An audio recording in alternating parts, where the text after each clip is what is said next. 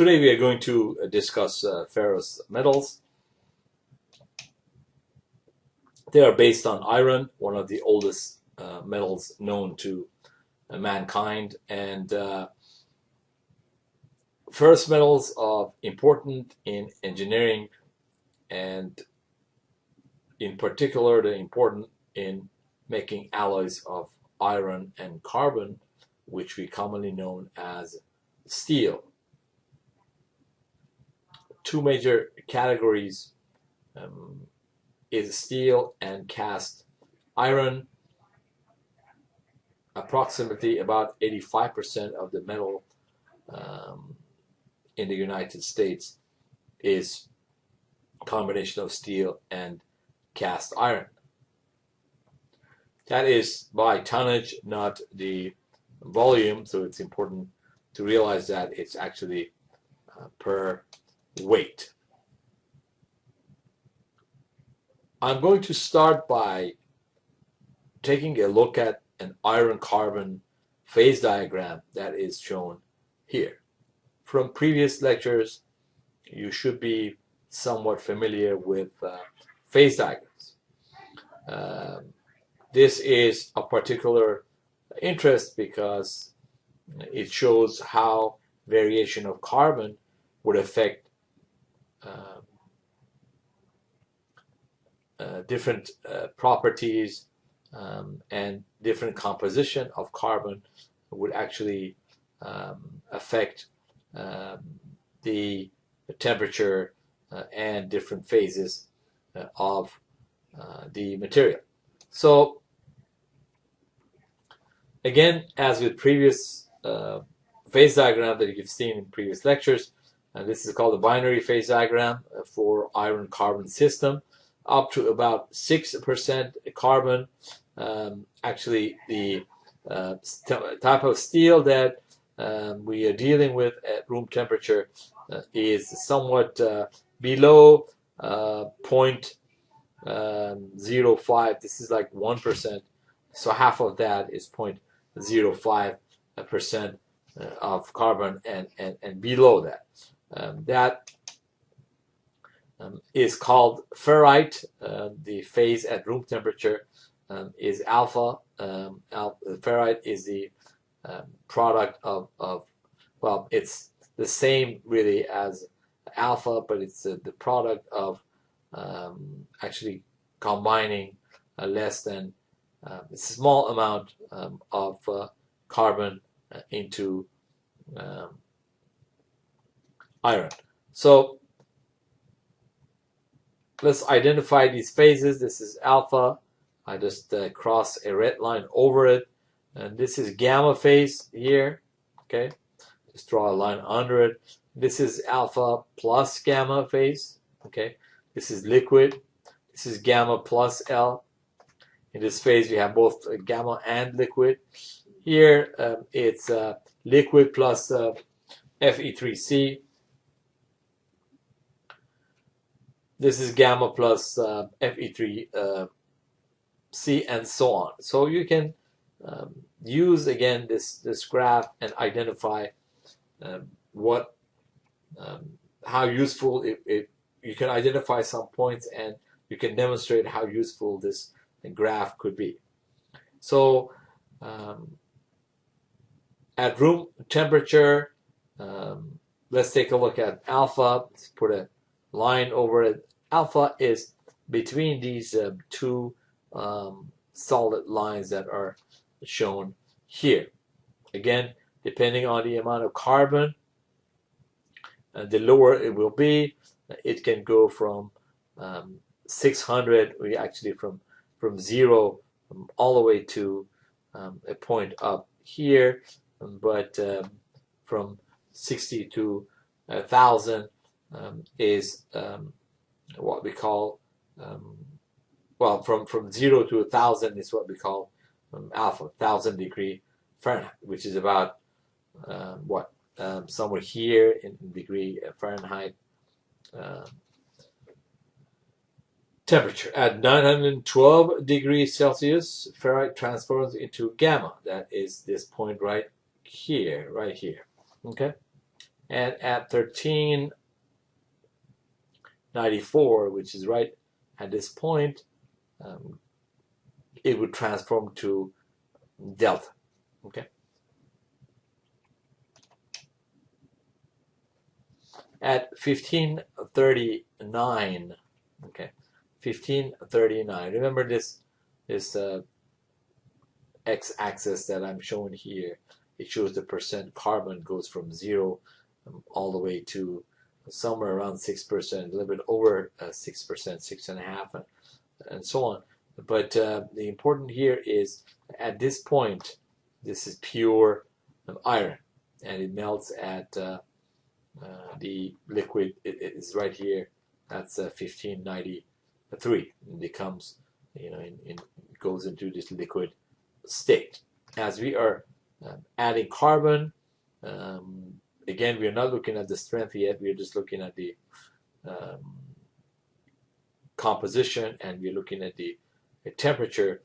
As we are increasing the amount of carbon, you would see that we are going to have different phases, and that's important for any engineer to realize when they're dealing with different types of phase diagram, including iron carbon phase diagram. So there are several phases of iron.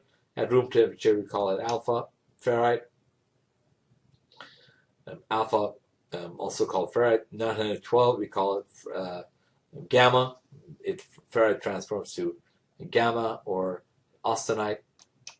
And at 1394, we call it, it's going to transform to delta, and the pure iron would melt at 1539 degrees Celsius. So where is the application of iron as a commercial product? The electrolytic iron, this is the most pure, about 99.99%. This is used for research and other purposes where the pure metal is required. Ingot iron, it contains about 0.1% impurities. This includes about 0.01% carbon, not to be confused with 1% carbon. This is 0.1. This is 1/10 of 1%. Okay, and this is 1/100th of 1%. It uses an application where high ductility or corrosion resistance is needed. Wrought iron, it contains about 3% slag, but very little carbon. We can easily shape it, use it in operations such as forging. So as you can see, the application of pure iron is also pretty versatile. The versatility of iron itself, it plays a very important role in its applications. The solubility of carbon in iron is always of interest to us, since we make steel, that I'm going to discuss in subsequent lectures. So what are the solubility limits of carbon in iron? Again, the ferrite phase can dissolve only about 0.022% carbon at 723 degrees. And as we are heating this up, then the austenite can dissolve up to about 2.1% carbon at 1130 degrees Celsius. This is the point beyond which we cannot dissolve the carbon anymore. Simply, it is not possible to do that, since it becomes saturated. The difference between, as you can see here, there's a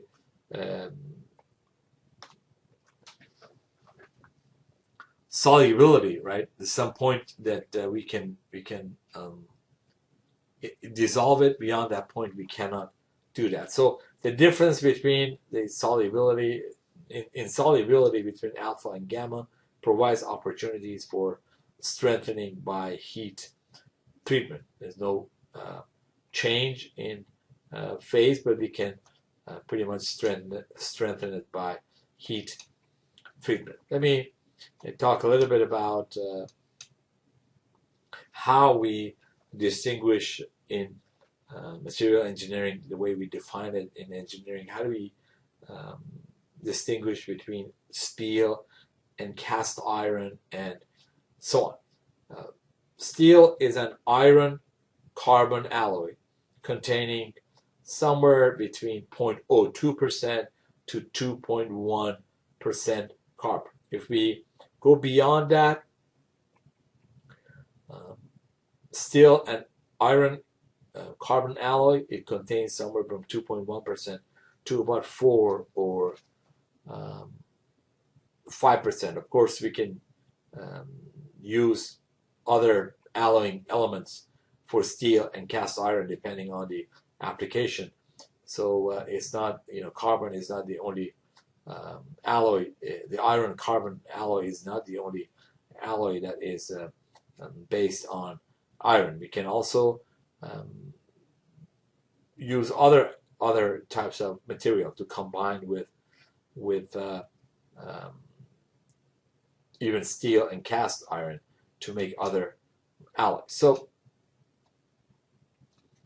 at room temperature, of course, under equilibrium conditions, iron carbon alloys form a two-phase system, and it's important to realize that this is at carbon levels even slightly above zero, a small amount of carbon that we have. The second phase is Fe3C, as we've seen in the diagram. This is also known as cementite. Cementite is an intermediate phase, and it is, the cementite is hard and brittle. Eutectic and eutectoid compositions. Remember, I previously defined this, and I give you the Greek root for that. So the eutectic composition of FeC, carbon iron system, is contains about 4.3% carbon. Remember, the eutectic, there were special cases that I discussed previously with you. So that's important to know. The eutectic composition of iron carbon system is about 0.77%. Again, I want to make sure that everybody understands we're talking about 0.77% in this case, not even 1%, and of course this is 4.3%. So, and we look at all these phase diagrams, and we can study those for our interest, but what we need to know is the carbon content in the eutectic composition of FeC systems. Also in the eutectic composition of FeC systems, what happened at 4.3% carbon. Okay, so this is called eutectic. This is eutectoid. I'm going to make sure you guys can distinguish between the two in the amount of carbon that is contained, since these are important for our future discussion. So let's take a look at iron and steel production. How do we actually produce iron? There are different processes that I'm going to get over shortly. Iron is reduced from its ores to produce pig irons. Then the pig iron is refined to obtain desired purity and composition. So there are certain chemical reactions here that I'm not just going to really point to. I'm not going to ask you in any of the exams, what have you, to formulate these, but you need to know at least how they came about and what are we talking about when we're talking about the way we extract iron ores in iron making. So the principal ore used in the production of iron and steel is hematite. Hematite is Fe2O3. Again, there are other types of ores, include magnetite, siderite, and lemonite. Okay, not to be confused with lemonade, but lemonite, where X is typically around 1.5 HT, 1.2 water, H2O. Iron ores contain somewhere from 50 to 70% iron. That's a good quality ore. The good grade ore is again hematite, about 70% iron. Of course, we cannot find the same grade for iron at one place. So in many cases, some mines that ore mines, they're have higher grades of hematite, which if we can go about to 70%, and that would be a very good quality. And also, in order to make the process more recyclable and more sustainable, we also use scrap iron and steel as a raw material in iron and steel making. That's one of another advantages of steel. We can melt it, we can use it again, and it makes it an excellent sustainable material. The problem we have there is to collect the steel, especially separating them among rubbles of waste that we produce in this country. Other raw materials in iron making, coke or C. This would supplies heat for chemical reactions and produces carbon monoxide to reduce iron ore. Limestone, I'm sure most of you guys heard the term, CaCO3.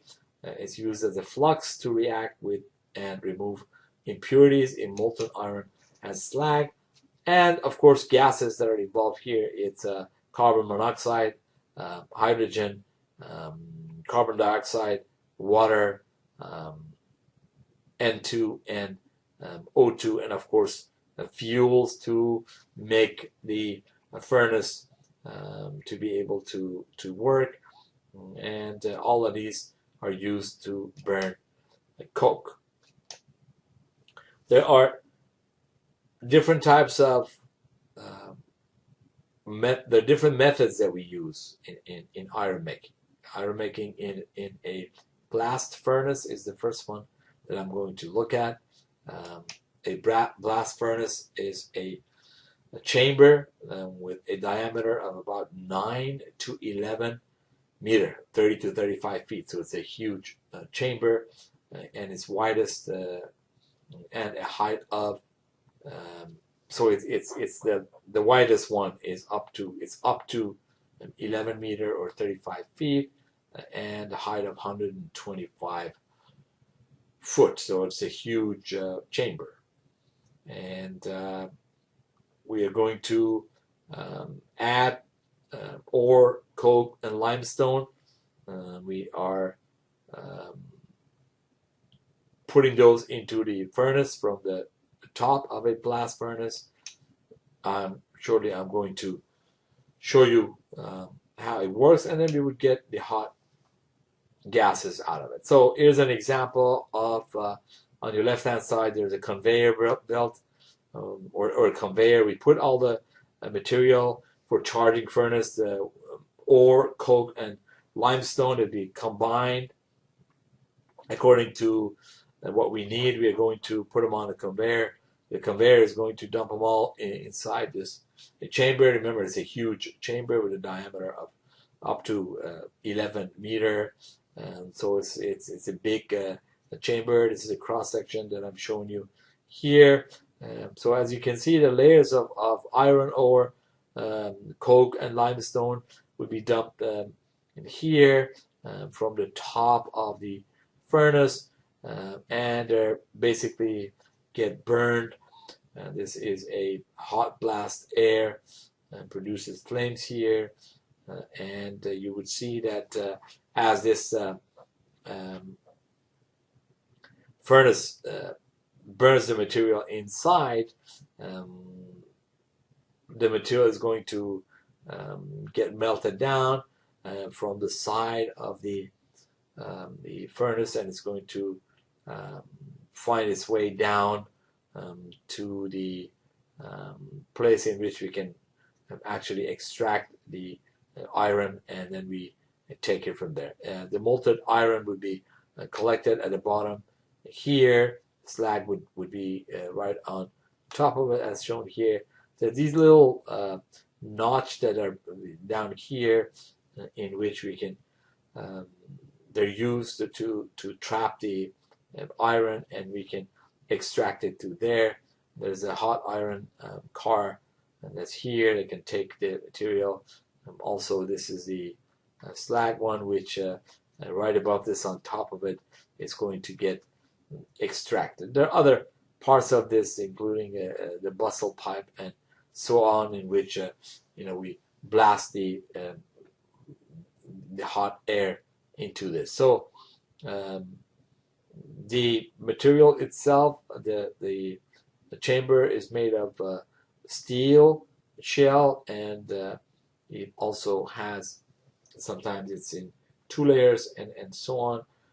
And all the gases, they may be collected from the top of the chamber through these gas uptakes, and part of that would again, the blast furnace gas to cleaning plant, it's going to go there. So this is really the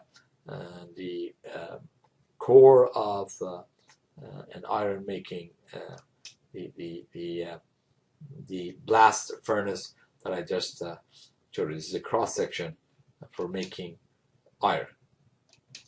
So there are certain chemical reactions in iron making. Again, the hematite would be as the starting ore. We combine it in carbon monoxide, and there we are going to go through this chemical reaction. Then CO2 would be react with coke to form CO.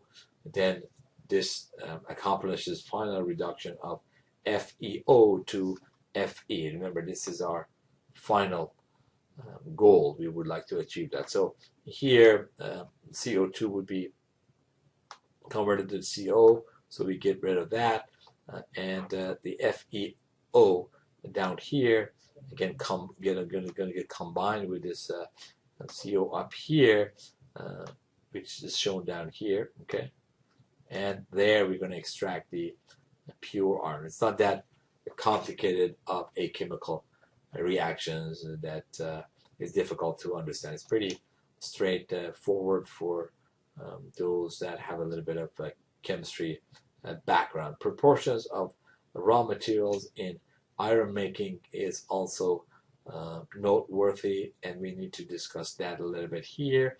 Approximately 7 tons of raw materials are required to produce 1 ton of iron.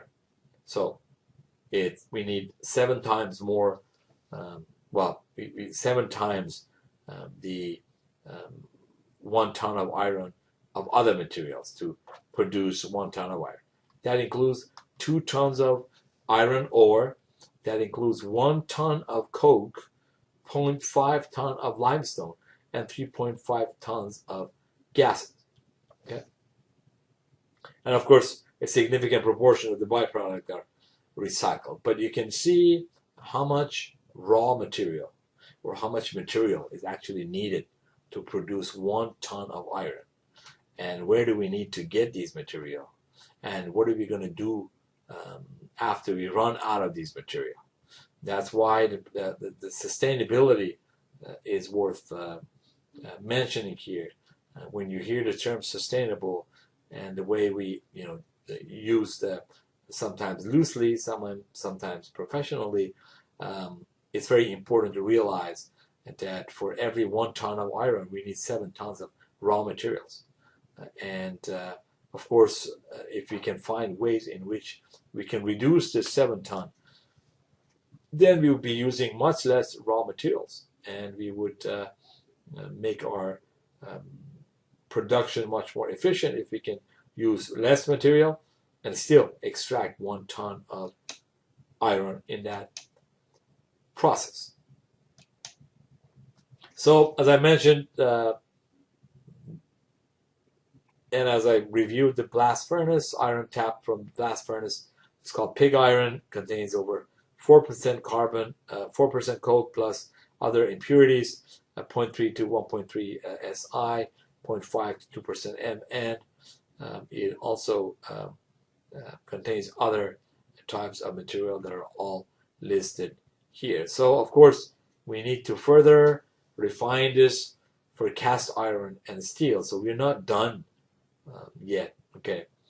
So we have a other types of furnace. We're going to use that for converting pig iron into the gray cast iron, Capella.